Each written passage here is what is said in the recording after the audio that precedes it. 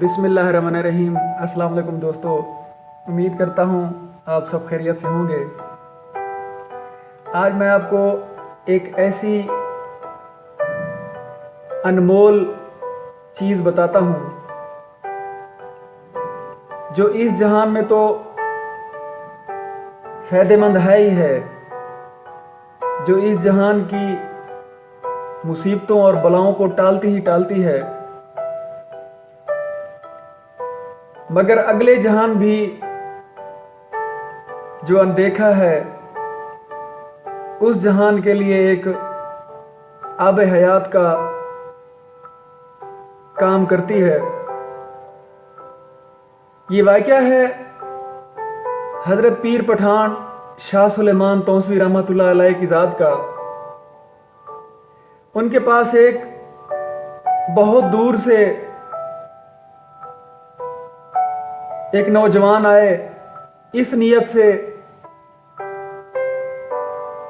कि पीर पठान शाह साहब से नसीहत की कोई बात अपने पल्ले बांधूंगा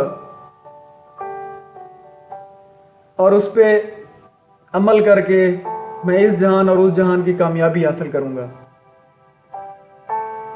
तो जब पीर पठान शाह सुलेमान के दरबार में हाजिर हुए, यही अर्ज की कि मैं इतना सफ़र सिर्फ इसलिए करके आया हूं कि मुझे कोई मार्फत की ऐसी बात बताएं जिस पे मैं अमल करके ये जहान और अगला जहान अपनी मर्जी से हासिल कर सकूं और जी पाऊं। इस जहान की मुसीबतें और उस जहान की मुसीबतें मेरे आड़े ना आए। इस पर पीर पठान शाह सुलेमान मुस्कुराए और फरमाया, ऐ नौजवान, मेरी एक बात याद रखना, अगर अल्लाह को खुद से बेहतर ना समझ पाओ तो अपने जैसा जरूर समझना, अपने जैसा मकाम जरूर देना। ये एक ऐसी अजीब व गरीब फहम की बात थी जो उस नौजवान के समझ और सोच से बालातर थी। नौजवान ने मायूसी के आला में अपना चेहरा झुकाया और दिल में यह ख्याल किया कि मैं इतनी दूर से सफर करके आया और ये कौन सी बात मेरे पल्ले बांध दी। कौन बदबख्त है जो अल्लाह पाक की जात को अब खुद से आला और अफजल नहीं मानता। ये सुनकर वो इजाजत लेकर उठना लगा तो पीर पठान शाह सुलेमान ने फरमाया, आज हमारे आप मेहमान हैं, आज आप इधर ही रहें, सुबह आप चले जाएं। तो रात के खाने में पीर पठान शाह सुलेमान ने उनको दाल और सूखी रोटी पेश की, लंगर की। उस नौजवान ने जितनी तलब थी खाई। सुबह उसे नमाज के लिए उठाया गया। नमाज पढ़ने के बाद पीर पठान शाह सुलेमान ने उसको एक स्पेशल नाश्ता भेजा जिसमें देसी घी, पराठा, मक्खन और शक्कर साथ थी। ये एक डिश था और दूसरी डिश में रात का बचा हुआ सालन, दाल और वो बासी रोटी थी। दोनों डिशें उसके कमरे में भिजवा दी। जैसे ही डिशें पहुंची उसके सामने तो एक साइल दरवाजे पे आके कहता है, अल्लाह के नाम पे मुझे कुछ दे दें। तो वो नौजवान बिना सोचे समझे रात वाला खाना, बासी रोटी और दाल उसको पेश कर देता है। वो फकीर अल्लाह का दाल और रोटी खाकर अल्लाह का शुक्र अदा करके चला गया। इसने मक्खन, शक्कर और पराठा, घी खाया और जाकर पीर पठान शाह सुलेमान से इजाजत मांगी। तो पीर पठान शाह सुलेमान मुस्कुराए कि मैंने जिस बात का आपको कहा था क्या उस पर अमल किया?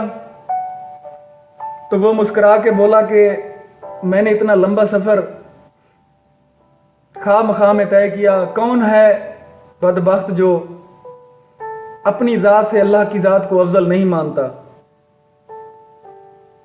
तो पीर पठान शाह सुलेमान ने मुस्कुरा के फरमाया, अभी जो मैंने तुझे 2 खाने भेजे थे, एक रात वाला, एक सुबह ताज़ा का, और फकीर तेरे दर पे अल्लाह का नाम लेकर, अल्लाह के नाम पे उसने मांगा। अगर तूने अल्लाह की ज़ात को अपने से अफजल समझा होता तो रात वाला खाना तुम खा लेते जो बासी था, और वो ताज़ा घी शक्कर वाला वो अल्लाह के नाम पे तुम पेश कर देते। मगर तुमने क्या किया? अल्लाह को अपने से अफजल समझने की बजाय तुमने अपने जैसा ही नहीं समझा। अगर तुम अपने जैसा समझते तो उस पराठे और उस घी को आधा आधा करके आधा फकीर को दे देते, आधा खुद खा लेते। मगर तूने अल्लाह की उस ज़ात, उस पाक रहमान की ज़ात को अपने जैसा भी नहीं समझा और वो बासी खाना रात वाला उस फकीर को दे दिया। तो ये वो चीज़ है जो अल्लाह के नाम पे दी जाए, इसे सदका कहते हैं।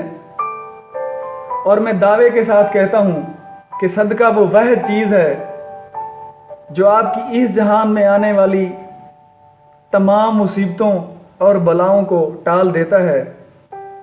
और उस जहान के बारे में ये कहा गया है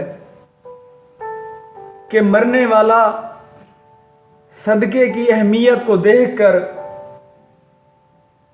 अपने अगले जहान की हिसाब किताब होने तक यही आरजू रखता है कि काश अल्लाह पाक मुझे दोबारा जिंदगी दे और मैं जाकर सदका करूं। इस हसरत में रहता है। तो मेरी आप सबसे यही गुजारिश है कि सदका खैरात अल्लाह के नाम पे देते वक्त सिर्फ इतना ज़रूर सोच लीजिएगा कि क्या हम अल्लाह की ज़ात को अपने से अफजल समझ रहे हैं या हम अपना जैसा समझ रहे हैं। तो ये एक वह चीज़ है सदका जो आपके दोनों जहानों की मुसीबतों को टाल सकता है। अल्लाह आप सबको आसानियाँ दे और आसानियाँ तकसीम करने की तौफीक अता फरमाए। अस्सलामु अलैकुम।